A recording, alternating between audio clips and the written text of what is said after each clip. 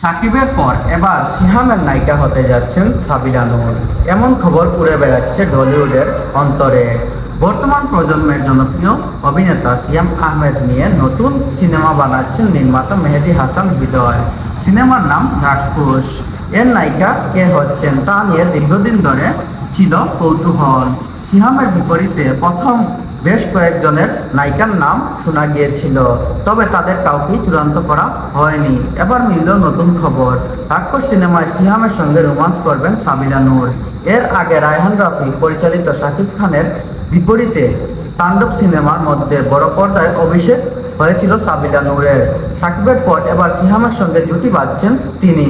সূত্র বলেছেন, সাবিনা নূর ইতিমধ্যেই রাক্ষস সিনেমার জন্য চুক্তিবদ্ধ হয়েছেন।